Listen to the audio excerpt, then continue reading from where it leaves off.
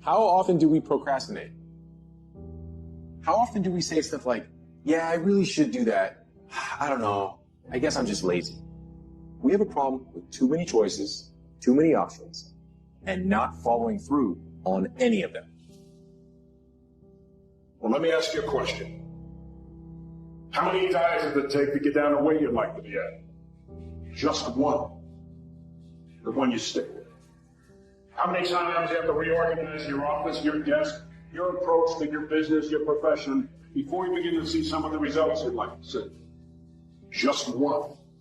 The one you commit to and stick with. You know, the difference when I tell you I'm going to do something, I'm going to do it.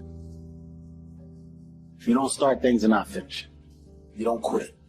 There's nothing that comes out of quitting besides knowing that you didn't finish. We finish everything. You start it, finish it. When I pick it up and say I'm going to start it, I got to finish it. It all don't work. It all ain't the best. It all ain't knocked out the park. But I walk away saying I finished it. I did it. I don't ever feel like I'm losing because I won't give up. And if you don't win, you're upset and feel like you win. So when it's all said and done and I look back, I can go, I gave it 100% and look at how good I got. Look at what I'm a product of. Don't try. Do. Forget about trying. Forget about making an attempt. Forget about testing it out. Although you may not end up in the profession or in the area that you're starting out, you don't want to go halfway. You don't want to just dip your toe in. You want to jump in hard. Do not try. Do. Go hard. It requires a tremendous amount of courage to say, I'm going to give this thing a chance. I'm going to give it my all. And if it doesn't work out, that's okay. But I know that I tried my best. Where are the warriors that say, I'm going to make a decision and I'm keeping it? Go deep into all these things that you love, 100%. Devote yourself to something bigger. Be decisive about what you're going to do. Say, I'm going to do it, and that's it. And then be disciplined about getting it done every single day, whether you like it or not.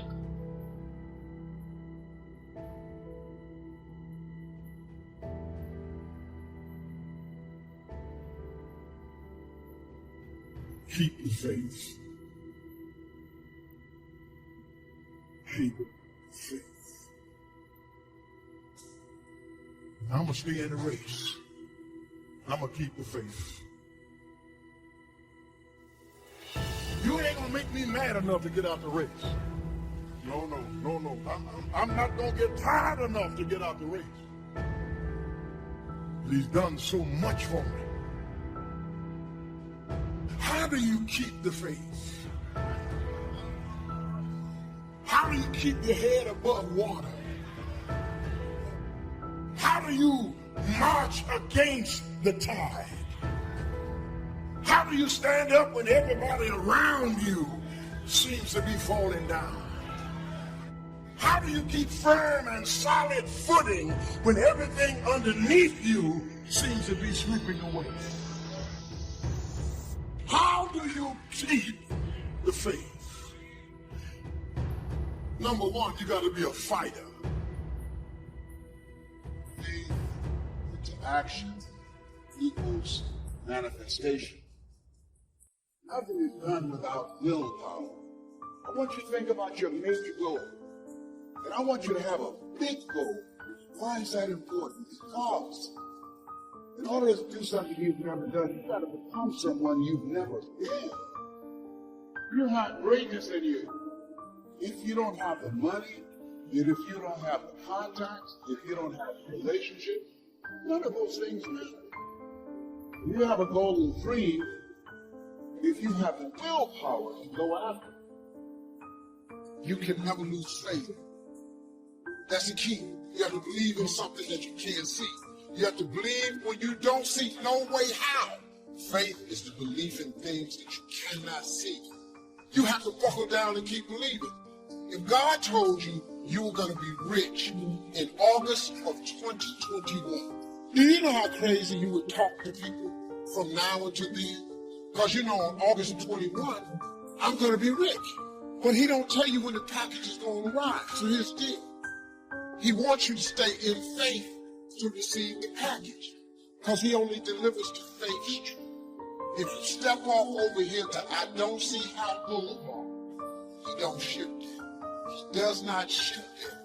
He only sends the boxes to Faith Street. Once you believe you deserve something, then you've at least opened the door to walk into the room of success. But prior to believing you deserve it, you can do all the work, all the calls, all the mechanics that the other people do. But if you don't believe you deserve it, you're never going to even walk into the room and sit at the table to have a chance to get your piece. The chair at the table, the space at the table is only reserved for those who believe they deserve to be sitting there. Hard work matters. Why does hard work matter? Well, hard work matters strategic, because if you make more phone calls, you do the old adage, right? Show up earlier than everybody else, leave later. But there's something more deep about that. Yes, making more phone calls, seeing more people, being more active, being busier, putting in more hours into something always gives you a strategic chance. But something powerful happens when you do things other people aren't willing to do. You begin to believe you deserve to have things other people won't have. And that's what gets you a seat at the table of success. Wisdom uninvested in labor is wasted. Even the highest of attitude, which is faith. Faith uninvested is wasted, produces nothing. The name of the game is to put faith and philosophy into activity so that it starts making progress, turning nothing into something. How do you do that? Here's how you start. There's 3 steps to it. Number 1, imagination. Now, imagination is not tangible, but it is almost real. Almost real. It's not real, but it's almost real. But it's hard to say that imagination is nothing. Imagination is not tangible yet, but it is the beginning of turning nothing into something. And so, as a result of developing the faith, I expand my vision of doing things beyond my comfort zone. So expand your vision. There are more millionaires have been created last year than any other time in history. It's easier now to create wealth than ever before in our economy. And so having a service-driven life, looking at the things that you want to do, and having collaborative, achievement-driven, supportive relationships, learning every day that you have breath, you have an opportunity to serve. You have an opportunity to make a difference. A man without a dream or vision should perish. It's what God puts in your imagination for you to have. Everything God wants you to have, he puts it in your imagination. Albert Einstein said imagination is everything. It's the preview to life's coming attractions. It all happens at an appointed time, but you have to stay in faith for the appointed time to happen for you. I've been wanting to be on TV since I was 10 years old. You know how old I was before I got on TV? 38. 28 years after I wrote it on the paper, I won't be on TV. It took me 28 years to get on TV, but it happened at an appointed time. I just never gave up in faith. I kept going because I ain't know how to quit. Because I know if I quit, it cannot happen. But if you stay with it, you have no idea what can happen for you. What causes that switch to flip? The overdrive. The beast mode, the full-on destroyer that will not stop. You gotta go, man. You just have to go. Never wait on the right time, because the right time ain't ever coming. Beast mode is a lifestyle that becomes your nature. You all know these people spending their whole year doing nothing, sitting still. And then all of a sudden, for 3 weeks out of the year, they suddenly spring into action. And things start moving, results start coming. And right when you think you might be looking at a different person, they go right back to where they were 3 weeks before and stay there for another year. These are the New Year resolution beach body. These are the people who want to lose weight. Talk about losing weight. Buy the gear to lose weight, get a membership, get into position to lose weight, but quit because training is at 5:30 in the morning. Everybody wants to be a millionaire. Everybody wants to be the top of the top. Until it's time to do what Phenomenal does. I'm not scared that some kid's gonna take my spot. If he does, he's gonna have to do it with sweat. He's gonna have to do it with tears. He's gonna have to do it with blood. he is going to have to get up at 2:30 in the morning. If he can get up every day at 2:30, he deserves to take my spot. Some people are taking your spot, and they shouldn't take it, but because you're average, it's easy to take your spot. It's easy. It's easy to take that client before you get to him. It's easy. It's easy to beat you. Why? You average. But let me tell you something. Everybody wants to be a beast until it's time to do what beasts do. Right now is a time of year where you can really separate yourself. You can separate yourself from other people, your competition, but you can also separate yourself from where you are, from the standards you've set. You can separate yourself from your current position to a new position in your relationships, your money, your body, your business. If somebody's ahead of you, it's difficult to catch them when they're at full speed. It just is. It's difficult. They're in front of you, they're running full speed, and you're chasing them down. It's difficult to catch at those times. But where you do catch people is during what I call separation seasons. And these are the seasons where some people begin to flinch, they get weak, they take time off, they relax, they get casual about their routine. Maybe they're not as sure about their standards as they once were. And when they do that, they flinch, bam, you blow their doors off because you keep pushing and separate yourself during that time. This isn't just about competing against other people. It's separating yourself from where you currently are, which is what all of you want to do. It's called growing. You see, beast mode is about the hunt. And if you don't get that, if you don't understand that, then you think that you can just turn it on whenever you want. Now I've got to pass this hardest. Time to get into beast mode. I've got to get this promotion. Time to get into beast mode. That's not how it works. It's about the hunt. The hunt is what terrifies them. People don't even understand the hunt because it's primal. It's do or die. It's all or nothing. The hunt. Hunting is about practice. It's the practice of patience. It's the refinement of process. It's the lessons of failure. It requires time. It builds experience. It demands resilience, endurance, and collaboration. So when the win happens, it happens fast and frequently. Why is it you give someone everything? Support, encouragement, education, money, opportunity. And people you give the most to sometimes spend their life going in and out of rehab their whole life. And then you see people that life is just kicked in the teeth. People have been through any form of abuse, mental, emotional, physical, any. People that had no opportunity somehow developed the one factor that will separate you from all those people that talk a good game and make you one of the few who do. It's called hunger. See, if you look at Sir Richard Branson's a good friend of mine, Richard, this guy's as hungry today as when he was 16 years old, starting virgin in a crypt there in England. In his late 60s, he's got the same drive. The most important conversation is the one you have with yourself. You wake up with it, you walk around with it, you go to bed with it. Eventually, you act on it. Sometimes you act on it good, sometimes bad. You got to change the internal dialogue. Until you change the internal dialogue in your head, until you callous over the victim's mentality that the world is out to get you because of you are the only, you got to change that shit, man. And if you keep that mentality, you're going to stay in the same exact spot that you're in. You're not going to drop 42 pounds over one season. That's going to take some endurance. You're not going to become your best self all by yourself. That's going to take some collaboration. So stop trying to be a beast for a week and realize that it's about a lifestyle. You live it day in and day out. And when you practice that long enough, it becomes your nature. In life, we really will never exceed what we believe we're worth. We just never will. And so if you can begin to do things you think other people aren't willing to do, or maybe do things the former you weren't willing to do, you begin to believe that the new you deserves things other people won't get, and the new you deserves to get things the former you didn't get either. And so this is why this season is so critical.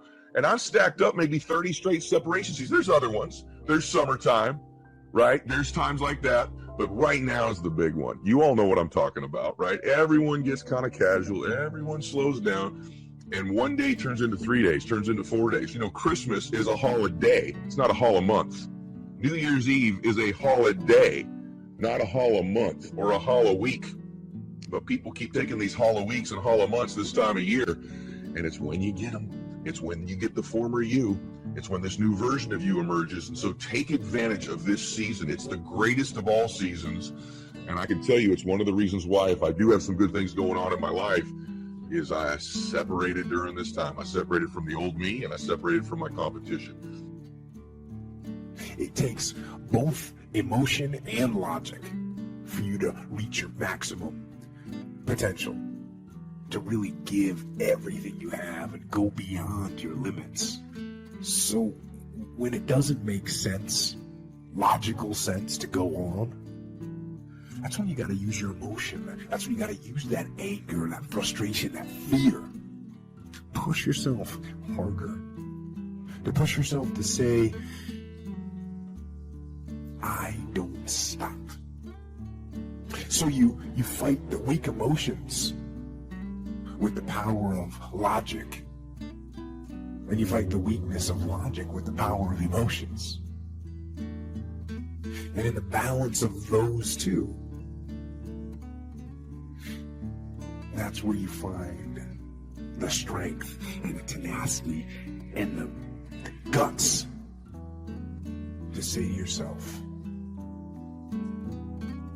I don't stop. It's a dogfight of skills and talents and luck and faith and circumstance and blessing and all that stuff. But just to get to the table, to get into the room, you have to believe you deserve to be there. The hard work part plays into shifting your identity. That over time, not even that long a period of time, when you're doing the things others are unwilling to do, you begin quietly to begin to believe that, oh, I deserve to be rewarded in ways these other people aren't going to be rewarded because I'm doing the things others won't do. And so the fastest way to change your identity, to change our belief, is just to flat get to work, to flat get there earlier, to flat leave later, to just make more calls, see more people, be more relentless, just pour ourselves into the work, because actually the hard work can in reverse impact our identity. And that's the key in changing your belief. So ask yourself this question, honestly, in whatever business you're in. Have you done everything physically and mentally possible to get yourself to that table? Have you done everything you're capable of doing? You've been relentless and ferocious and invested so much time, effort, and energy that inside you, you know you deserve to win. Or if you held something in reserve, if you've not really given it your best, if you kind of hope to get a little bit luckier, well, it's that little bit of reserve you hold back that will ultimately keep you from sitting at the table of success. How would we start to strengthen our belief in that what we imagine is possible to turn it into reality? And there's 2 or 3 ways. One is to believe your own testimony. If you've done it before, why couldn't you do it again? If you've done it once, couldn't you do it the second time? Why not believe in your own testimony? I was rich by age 31 and broke by age 33. You know, I lost the money, but I didn't lose the skills. And that's what's important about personal development. You can lose the money, but not the skills, so who cares about the money?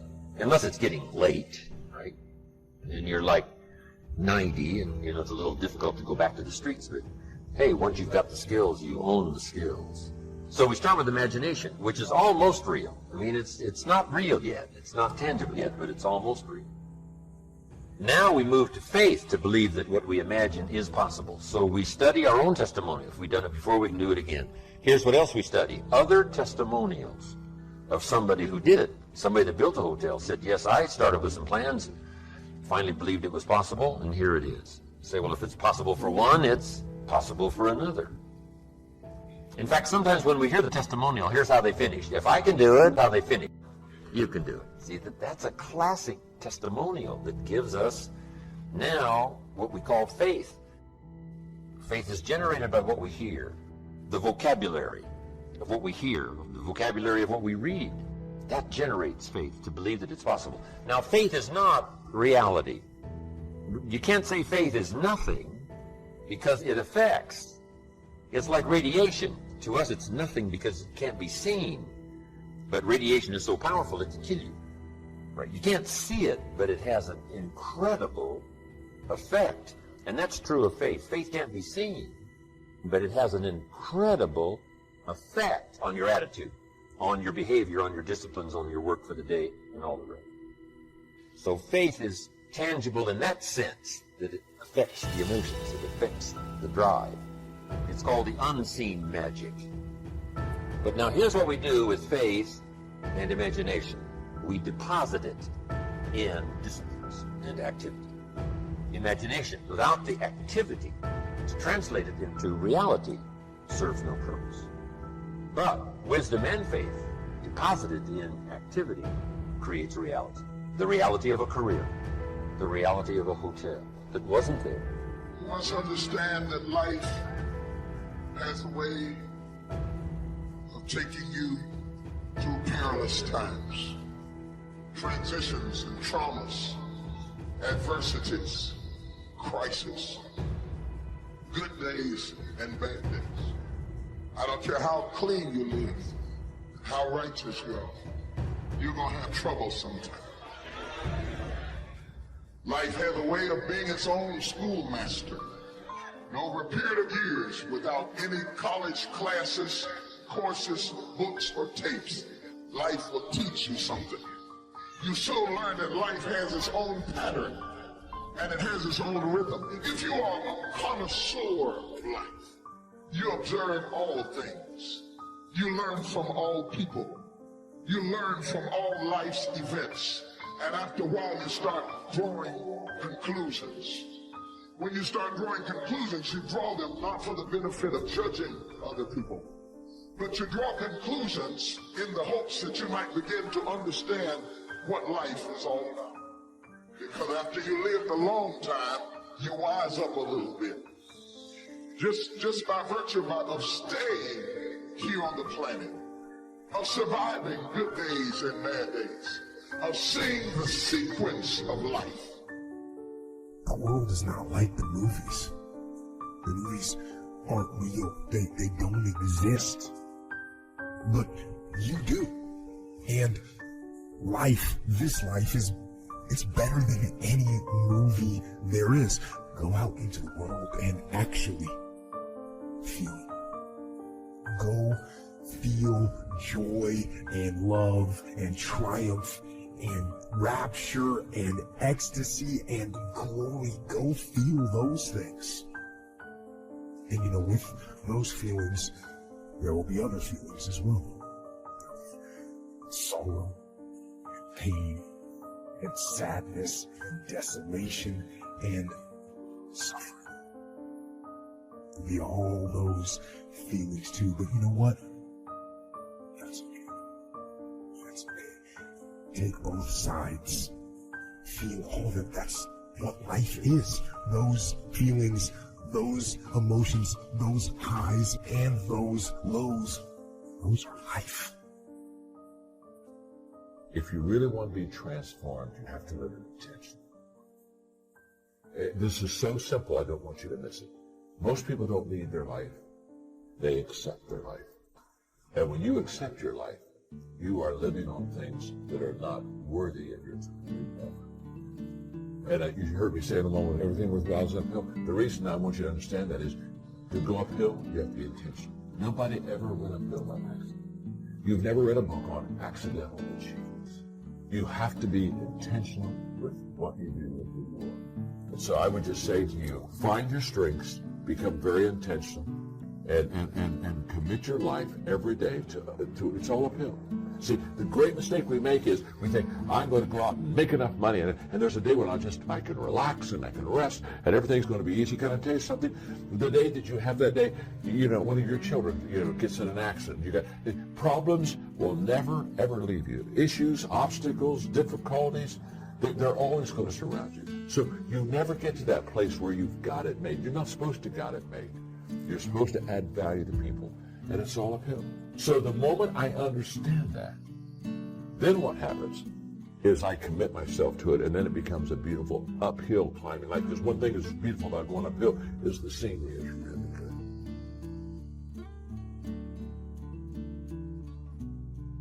See, if you wake up every day and you say you're not a morning person, you're doing a serious disservice to yourself. Because your attitude determines your altitude.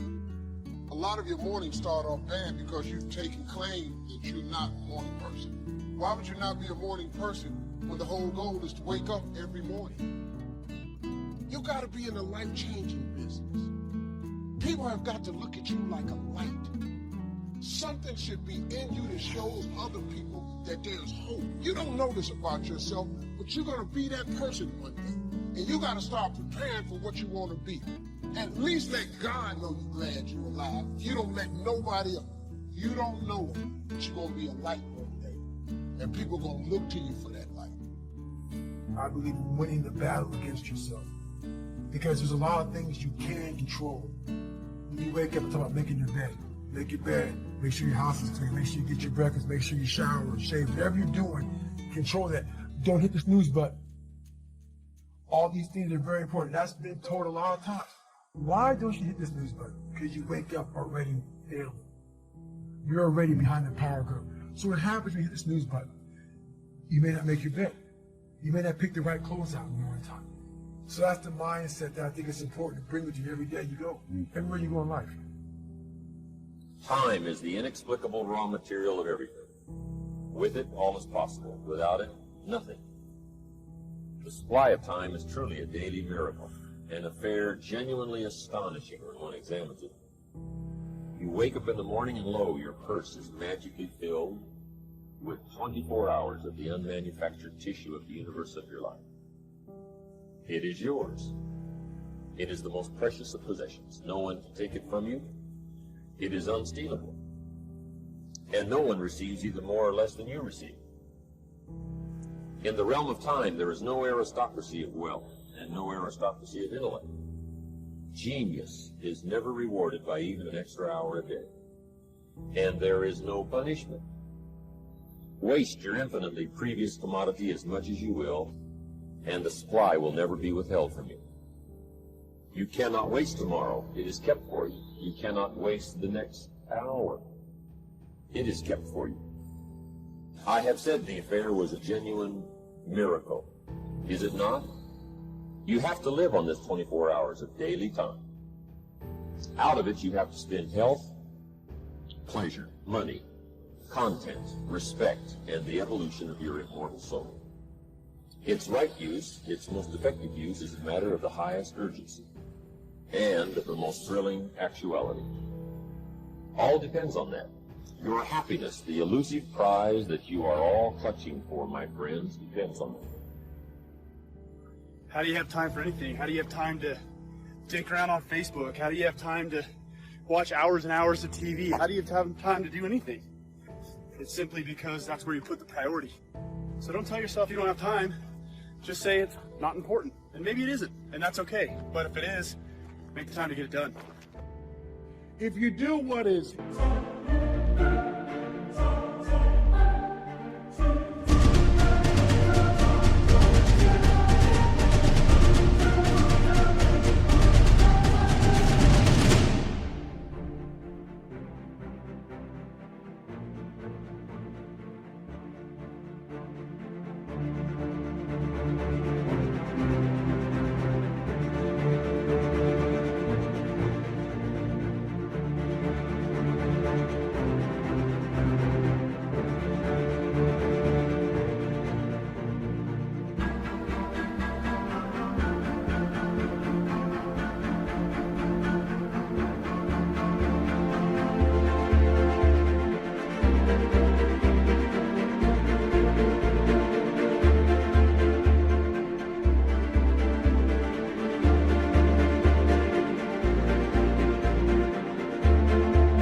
easy, your life will be hard.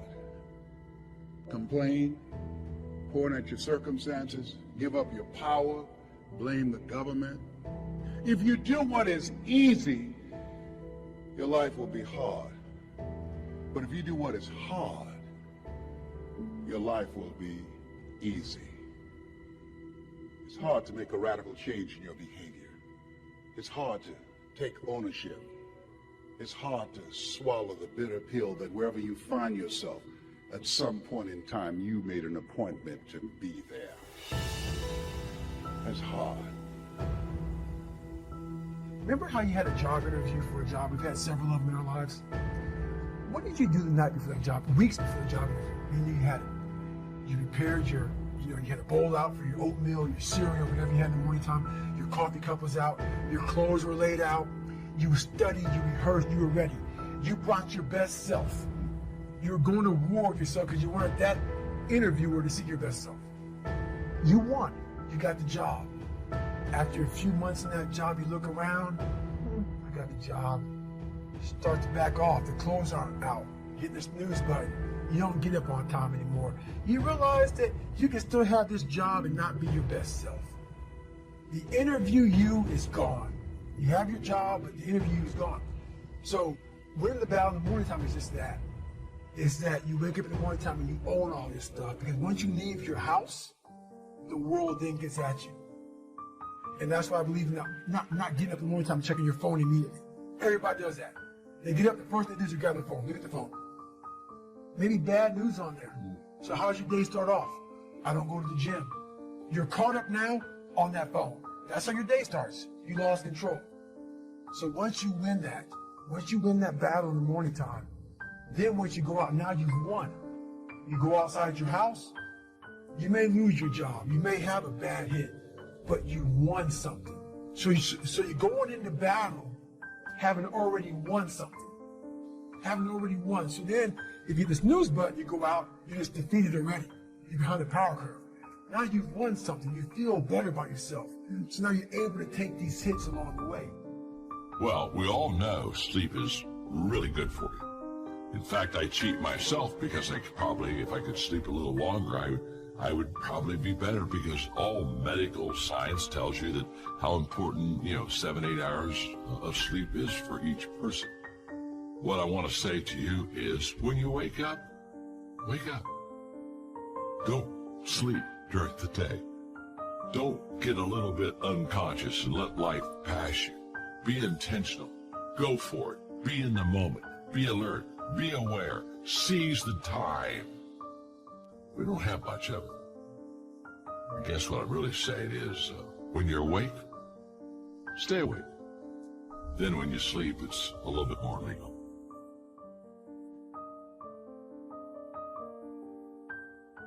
If one cannot arrange that an income of 24 hours shall exactly cover all proper items of expenditure, one does muddle one's whole life indefinitely. We shall never have any more time. We have, and we have always had, all the time there is. It's not that difficult to get something started. You run it for a while, and after a while it starts running you. That's part of the challenge. I told my staff one day, giving birth to a tiger is one thing, learning how to ride it is something else, right? Sometimes you start it, and then it turns around and starts giving you all kinds of trouble. If you're working already 8-10 hours a day, that's about it. You just can't work much more than that. Bursts at a time, you can work 12, 14, 16, right? I'm sure we've all learned to do that, put in the extra time. But after a while, you pretty well have to put your life in balance, or your health is in jeopardy, and your heart's in jeopardy, and your blood pressure is in jeopardy. A lot of things, if you don't stay in balance.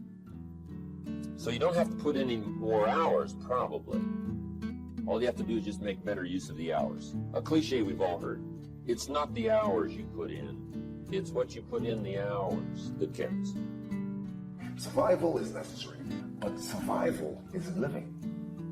The real problem with life is that at some point, you've got to start living it. Participation is required. This thing is not a spectator sport. You have got to get in the game and sweat it out. Yes, you'll get banged up. You'll get tossed around. You'll take some losses, but you'll also pick up some important wins. Wins that go a long way to developing who you are and your contribution to this world. I'm saying you've got to live as though it's an easy thing to do. As though there was some switch in your bedroom you can flip to get your real life started. Oh no. Life is easy. It is. Life is easy. It happens spontaneously. It happens all around you all the time. Living is hard. How many rules must you imprison yourself with before you get it? Before you see the rules you would like to protect yourself from the mistakes you made.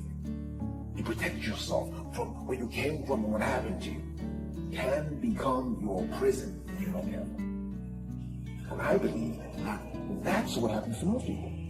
They go through life making tiny edits to living. Little footnotes that read, she said my teeth were crooked, so I would smile with my whole face in. Because I got hurt last time, I won't trust again. I was so disappointed last time I tried, I won't let myself want again. You see what I'm getting at? These rules start early, and sometimes they're forced on you. So I know living is hard. Being stuck in anger, that's a rule for how you should respond to a particular situation. Being ravaged by anxiety, that's a rule for how you should react to uncertainty. Indecisiveness, procrastination, these are rules for how you should react to opportunity. Rules, they're everywhere. Damn the rules and ask yourself, am I living?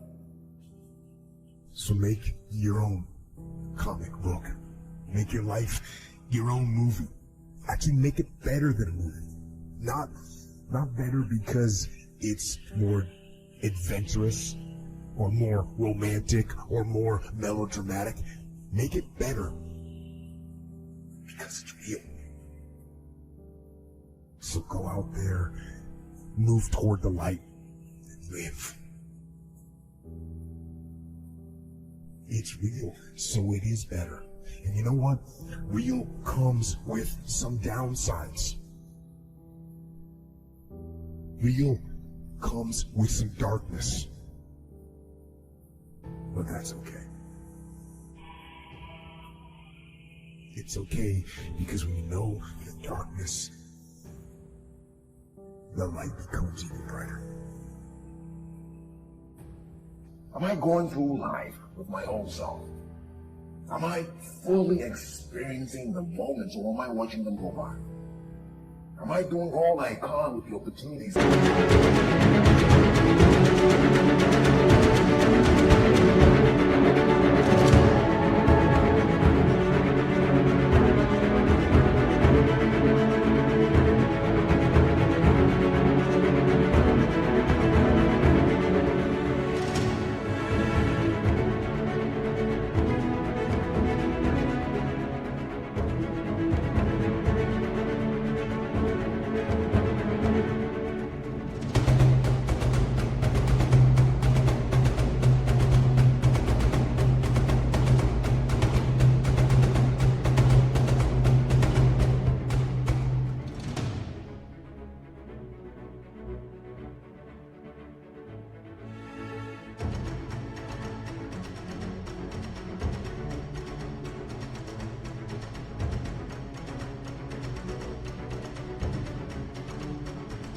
That life is presenting. Am I enjoying life, or am I managing it? Are my happiness and my joy conditional? If I died today, would my life have been fully used up? I'm not preaching, I'm just asking. Living isn't just about the adventures and the exciting things you do, the things you post on Instagram. Living is about the hard places. It's also about the dark places. Living is about where it hurts, going to those places. It's about processing pain, changing attitudes. It's about lifting those blocks, obstructing your path with experience or living. If you feel this, if your heart is starting to race, if your mind is starting to churn, that's you. That's you saying, yes, I want to live again. I want to start living again.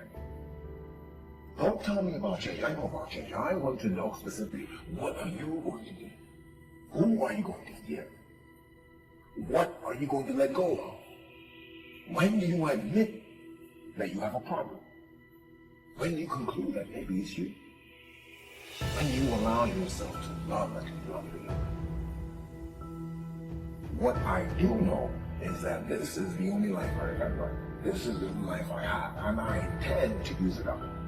I'm going to experience fully what there is. That means the victories and the losses. That means the laughter and the tears, the good, the bad, and the ugly. Let's start living again. I've resolved in my spirit, in my heart, that every experience is my education.